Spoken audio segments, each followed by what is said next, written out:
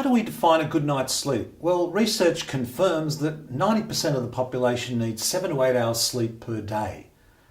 But just putting your head on the pillow is not enough. The quality of the sleep is just as important as the quantity. Now let's just review sleep. There are 5 levels of sleep in a typical sleep cycle. And it goes something like this. Level 1, we doze off and then slip into sleep. Level 2, we're now asleep. It's when we get into level 3 and 4 of the deeper sleep where most of the really positive physical rebuilding occurs. Those first 4 stages of sleep are called non-rapid eye movement or non-REM sleep. Then we go into the 5th stage, which is called rapid eye movement or REM sleep, and it's then when we dream.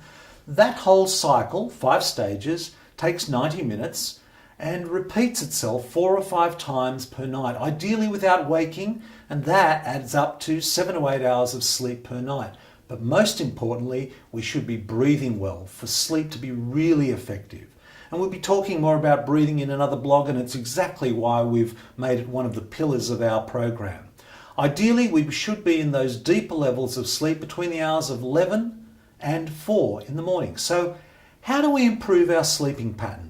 Well, first and foremost, you need to prioritize sleep. If it is the most important part of your day, and it is, then make it the most important part of your day. Prioritize it and build your routine at night around it.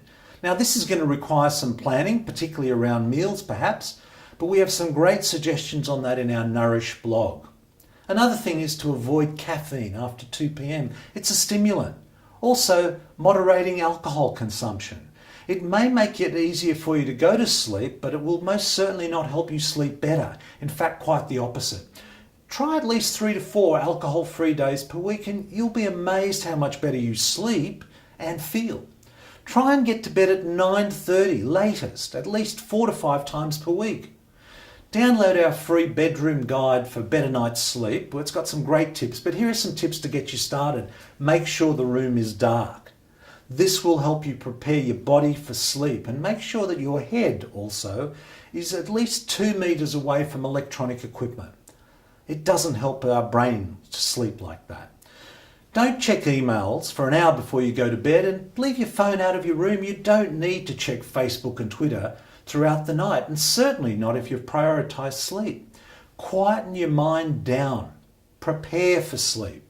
As all the research on health tells us, sleep is the most important part of your day, our program, and Simply Being Well.